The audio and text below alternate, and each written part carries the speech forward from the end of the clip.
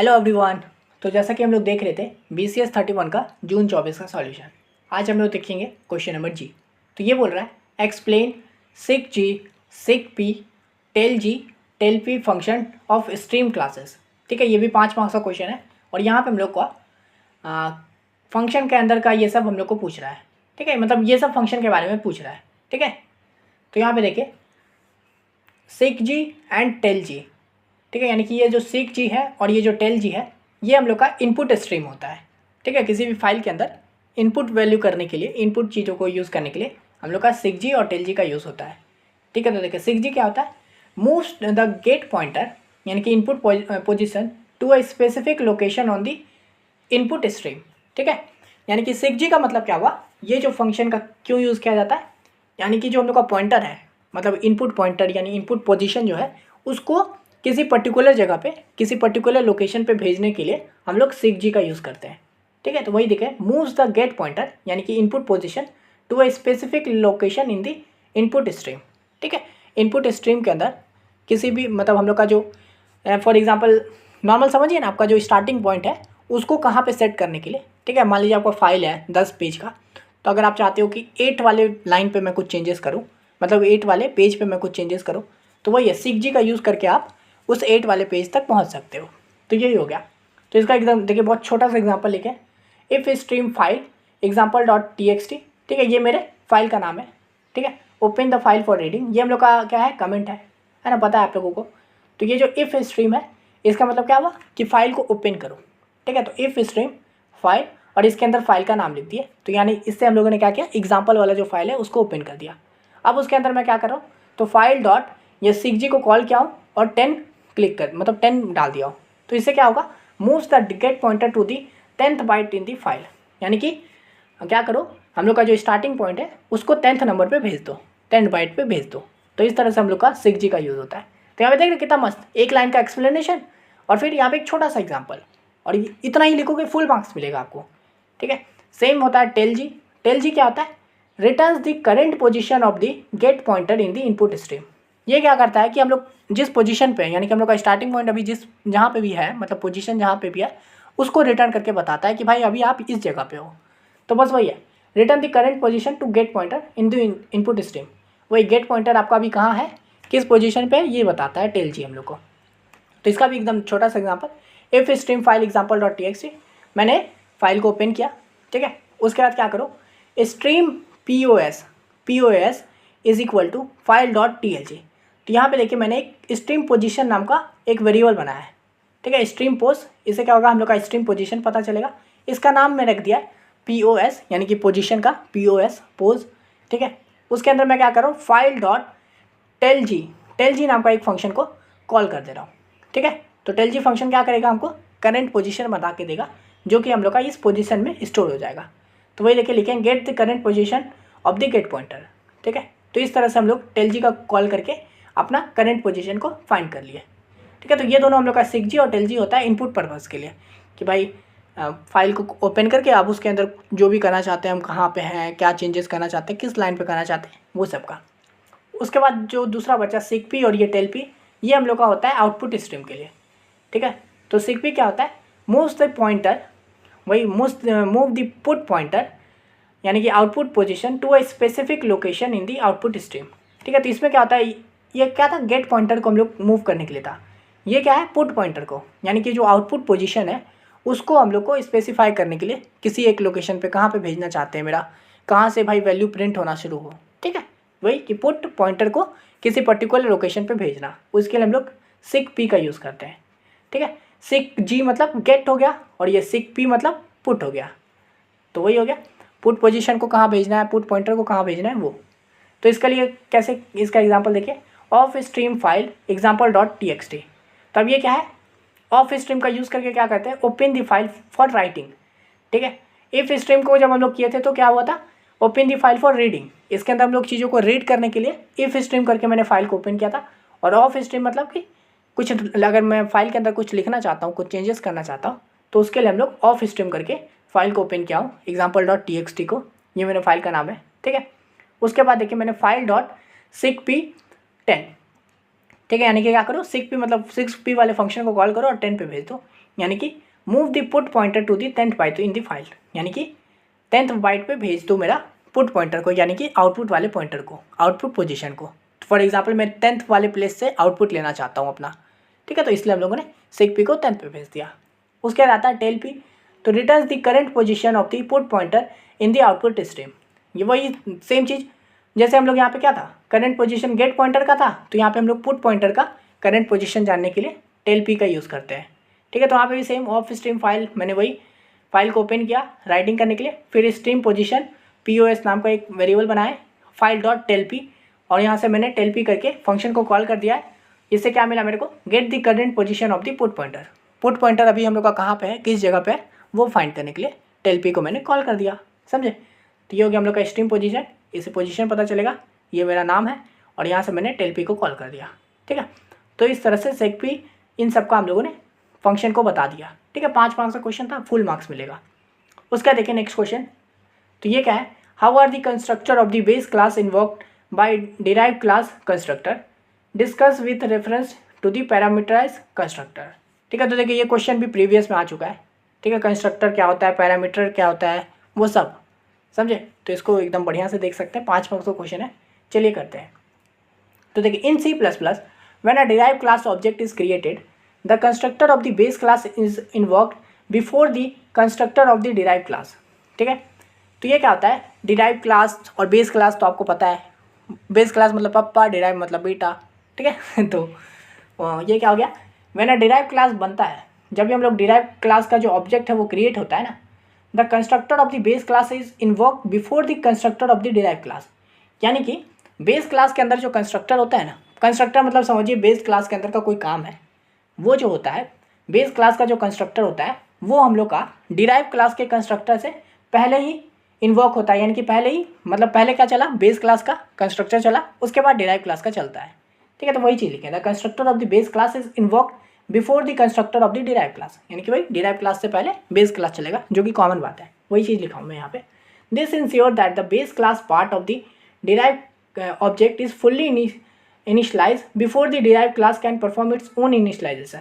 तो इससे क्या पता चलता है कि भाई बेस क्लास का जो भी काम है ना, वो डिराइव क्लास के होने से पहले ही हो जाता है, मतलब डिराइव क्लास का काम शुरू होगा उससे पहले भाई बेस क्लास का तो हो ही जाता है, ठीक है। तो इसका मतलब क्या है कि हम लोग अगर डिराइव क्लास में कुछ चेंजेस करते हैं तो हम लोग मतलब अगर हम चाहें तो बेस क्लास का जो है उसको हम लोग नीचे जाके डिराइव में चेंज कर सकते हैं, ठीक है, क्योंकि वो पहले परफॉर्म हो चुका है। तो मैं अब चाहूँगा तो मैं उसके अंदर कुछ चेंजेस कर सकता हूँ, ठीक है। तो बस वही लिखे हैं, base class part of the derive class मतलब derive object is fully initialise before the derive class can perform, अपना काम करने डिराइव अपना कोई भी काम करना चाहेगा उससे पहले बेस क्लास का जो भी कंस्ट्रक्टर है वो काम कर चुका होगा, ठीक है। तो बस वही लिखे हैं।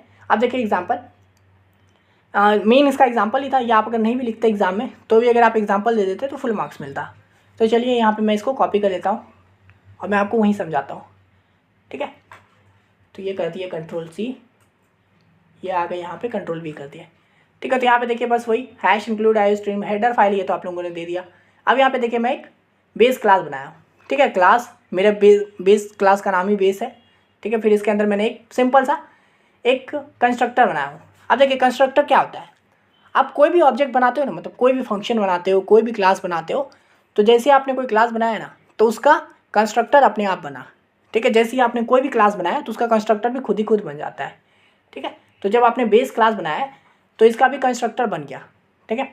तो वो कंस्ट्रक्टर कैसा दिख रहा है, तो ऐसा दिख रहा है। अब देखिए अगर आप चाहो तो कंस्ट्रक्टर को इनिशियलाइज कर सकते हो, मतलब उस कंस्ट्रक्टर में कुछ चेंजेस करना है, कुछ अलग परफॉर्म करवाना है तो करवा सकते हो। लेकिन अगर मान लीजिए कुछ नहीं भी करते हो ना, आप कंस्ट्रक्टर नहीं भी बनाते हो, तो भी जैसे आपने क्लास बनाया तो उसका कंस्ट्रक्टर बनता है खुद ब खुद, ठीक है।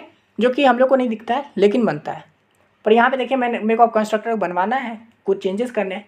तो देखिए कंस्ट्रक्टर ऐसा बनेगा, बेस इसी क्लास के अंदर देखिए बन रहा है, और कंस्ट्रक्टर का नाम क्लास के नाम के बराबर होगा, मतलब सेम होगा। ये देखिए बेस है तो ये भी कंस्ट्रक्टर का नाम भी मेरा बेस है। अब इसके अंदर क्या है, पैरामीटर लेके बोला है मेरे को, है ना। यहाँ पे पैरामीटर कंस्ट्रक्टर बोला था ना, क्वेश्चन देखिए यहाँ पे बोल रहा था ना कि कैसे discuss with reference of parameterize constructor, यानी कि कंस्ट्रक्टर तो दो लेकिन उसके अंदर पैरामीटर डाल के समझाओ। तो बस वही किया मैं। तो ये हो गया बेस, इसके अंदर मैं एक पैरामीटर डाल दिया हूँ। ये जो इंट एक्स वाई कुछ भी जो लेते हैं ये होता है हम लोग का पैरामीटर, यानी कि इस फंक्शन के अंदर ये चीज़ काम करेगा।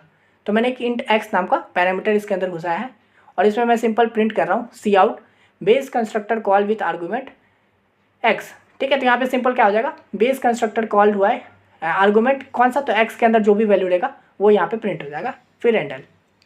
ठीक है, तो देखिए ये मैंने बेस क्लास के अंदर सिंपल ही काम किया है, बेस क्लास बना दिया, उसके अंदर कंस्ट्रक्टर बनाया, उसके अंदर एक पैरामीटर ले लिया नॉर्मल। अब यहाँ पे देखिए मैं एक डिराइव क्लास बनाता हूँ। ठीक है, सेम वही सब चीज़ है जो आप क्लास बनाते हो ना। अब तो समझ ही होंगे बेस कैसे बनता है, डिराइव कैसे बनता है। तो ये हो गया क्लास, इसका नाम है हम लोग का डिराइव्ड। ठीक है, डिराइव क्लास बनाया, तो डिराइव क्लास का नाम मेरा डिराइव्ड है। कॉलन कौन से फादर कौन है इनके, तो बेस है, तो बेस क्लास से बना रहा हूँ ना, तो पब्लिक बेस। ठीक है, अब ये डिराइव क्लास के अंदर क्या हो रहा है, तो बस वही पब्लिक के अंदर यहाँ पे वही कंस्ट्रक्टर बन रहा है, जैसा मैंने बोला था कंस्ट्रक्टर को बोला ना पैरामीटर डाल के दो, तो कंस्ट्रक्टर बनेगा, तो इसका नाम क्या रहेगा, तो इसका रहेगा डिराइव, है ना। जो भी क्लास का नाम रहता है वही होता है कंस्ट्रक्टर का नाम। तो ये डिराइव क्लास है, तो ये हम लोग का डिराइव नाम है इसका। ठीक है, इसके अंदर मैंने दो पैरामीटर ले लिया है, एक इंट एक्स और एक इंट वाई। ठीक है, अब यहाँ पे क्या बोला था कि कंस्ट्रक्टर जो है ना उसको इन्वॉक करवाओ उसके बेस क्लास से। ठीक है, how are the constructor of base class invoke by the derive class of constructor, यानी कि बेस क्लास का जो कंस्ट्रक्टर है वो डिराइव क्लास में कैसे इन्वॉक होता है, तो उसके बारे में बताओ। तो यहाँ पे देखिए मैंने पैरामीटर मतलब बेस क्लास के अंदर एक कंस्ट्रक्टर बना दिया एक्स नाम का। अब मैंने डिराइव क्लास के अंदर एक कंस्ट्रक्टर बनाया है एक्स और वाई नाम का। ठीक है, मतलब दो पैरामीटर डाला हूँ, एक्स को डाला हूँ, वाई डाला हूँ। और इसको अगर हम लोग अब अगर मैं बेस क्लास का जो कंस्ट्रक्टर को अगर डिराइव करना चाहता हूँ तो इसको कैसे करेंगे, वही कोलन लगाए और ये जो बेस क्लास के अंदर जो मैंने कंस्ट्रक्टर बनाया था ना, यानी कि बेस नाम का बेस, और उसके अंदर क्या वैल्यू था, एक्स था, तो मैंने उसको यहाँ पे देखिए कॉल कर दिया है, बेस एक्स को दे दिया हूँ। और इसके अंदर क्या करो काम, तो बस यहाँ पे प्रिंट कर दो derive constructor call with argument x comma y. ठीक है, यहाँ पे देखिए अब इसको एकदम अच्छे से समझेंगे। मैंने क्या बोला था, डबल कोटेशन के अंदर जो लिखेंगे वो सेम होगा। तो देखिए ये पहले प्रिंट होगा, फिर यहाँ पे देखिए एक्स, यानी कि एक्स के अंदर जो भी वैल्यू रहेगा वो देखिए बेस क्लास से उठ के आएगा। ठीक है, क्योंकि एक्स है वाई है तो ले लिए, लेकिन क्या करो बेस क्लास के अंदर जो एक्स को यूज़ किया हो ना वो आ जाओ यहाँ पे, यानी कि यहाँ पे जो एक्स रहेगा वो हम लोग का यहाँ पे एक्स प्रिंट होगा, कॉमा वाई। वाई तो भाई हम लोग का डिराइव के अंदर ही है, तो इसलिए वाई तो यहीं से आएगा। ठीक है, तो वाई का हम लोग का यहाँ पे वाई प्रिंट होगा, फिर एंडल हो जाएगा। यहाँ पे बीच में देखिए कॉमा वामा जो यूज़ किए हैं इसका मैं आगे दिखाऊंगा इसका कैसे यूज़ होता है। अब देखिए मैं मेन में आया हूँ और यहाँ पे एक ऑब्जेक्ट बनाया हूँ। ठीक है, अब देखिए create an object of the derive class. मैं क्या किया हूँ ना, डिराइव क्लास का ऑब्जेक्ट बनाया हूँ, क्योंकि देखिए यहाँ पे मैं डिराइव, ठीक है ये हो गया मेरा डिराइव, क्लास का नाम है डिराइव। और आपको पता है ऑब्जेक्ट देने के लिए यहाँ पे पहले तो क्लास का नाम दो, डिराइव दे दिए, फिर ऑब्जेक्ट का नाम, तो मैंने ऑब्जेक्ट का नाम ओबीजे दिया है। आप कुछ भी दे सकते हो, ए बी सी। ठीक है, तो यहाँ पे मैंने क्या दिया है, ओबीजे दिया है। और इसके अंदर मैंने दो वेरिएबल्स डाल दिया है, क्योंकि देखिए डिराइव क्लास जो बना है उसके अंदर कंस्ट्रक्टर क्या कर रहा है, दो पैरामीटर को ले रहा है ना, एक इंट ले रहा है, एक्स ले रहा है और वाई ले रहा है। ठीक है, तो मैंने यहाँ पे सिर्फ ऑब्जेक्ट बनाया है किसका, डिराइव क्लास का, बेस का मैं कुछ बनाया नहीं हूँ, क्योंकि यहाँ पे मेरे को क्वेश्चन में बोला था कि भाई कैसे बेस क्लास को हम लोग कॉल करते हैं डिराइव क्लास के अंदर। ठीक है, तो यहाँ पे इसलिए मैं दिखा रहा हूँ कि डिराइव का ही मैं बनाया हूँ, अब देखो कैसे बेस का भी बन जाता है। ठीक है, तो मैंने डिराइव क्लास का एक ऑब्जेक्ट बनाया ओबीजे नाम का, और इसके अंदर मेरे को दो वेरिएबल चाहिए, तो मैंने 10 और 20 ले लिया है। ठीक है, अब देखिए मैं इसको कॉल करूँगा, मतलब रन करूँगा, तो यहाँ देखिए base constructor called with argument 10। अब यहाँ पे देखिए मैंने जो बनाया था ये ऑब्जेक्ट, ये तो भाई डिराइव क्लास का था, है कि नहीं, तो हाँ डिराइव क्लास का था, तो यहाँ पे आए, फिर ये एक्स और वाई, तो मेरे को पता चल गया कि एक्स क्या है 10 है और वाई क्या है वाई है। तो ये जो लाइन कॉल हुआ ये तो भाई ठीक है, ये तो कॉल हो गया क्योंकि मैंने डिराइव क्लास बनाया था, उसका ऑब्जेक्ट बनाया था इसलिए। लेकिन इस एक्स को कैसे पता चला कि 10 है ना, हालांकि यहाँ पे मैंने 10 दिया है, तो इस ये वाला जो ये 10 कैसे प्रिंट हुआ, ये बेस क्लास वाला कैसे प्रिंट हुआ। ठीक है, ये इसलिए प्रिंट हुआ क्योंकि यहाँ पे देखिए मैंने कंस्ट्रक्टर को कॉल करवाया है, समझे। तो वही देखिए, यानी कि मैंने डिराइव क्लास के अंदर बेस क्लास का मतलब कंस्ट्रक्टर को चेंज करवा दिया, उसके अंदर चेंजेस ला दिया, तो वही चीज़ हमको प्रूव करना था, कर दिया। How are the constructor of base class invoked in derive class. ठीक है, यानी कि बेस क्लास का जो कंस्ट्रक्टर है वो डिराइव क्लास में कैसे इन्वॉक होता है, तो ऐसे होता है। यहाँ पे देखिए मैंने डिराइव क्लास का ही काम किया है, लेकिन जब मैंने इसको ऐसे कॉल किया तो इसलिए यहाँ पे जो एक्स का वैल्यू था वो हम लोगों का बेस एक्स में भी चला गया, और फिर यहाँ पे आके हम लोगों का इस एक्स की जगह पे 10 हो गया, और ये डिराइव वाला तो 10 और 20 तो था ही, समझे। तो इस तरह से इन्वॉक होता है चीज़ों को, आशा करते हैं बढ़िया से समझ गए होंगे। ठीक है, तो ये एग्जाम्पल बहुत सही था, आपको मज़ा आ गया होगा। ठीक है, अगर आप समझ रहे हो तो मज़ा आ गया। और हाँ, जैसा कि मैं यहाँ पे बताया कि ये सब चीज़ कैसे हुआ, तो यहाँ पे देखिए डिराइव करना कॉल विथ आर्गूमेंट। ठीक है, उसका देखिए 10 प्रिंट हुआ, एक्स की जगह पे 10 था तो 10 प्रिंट हो गया, है ना।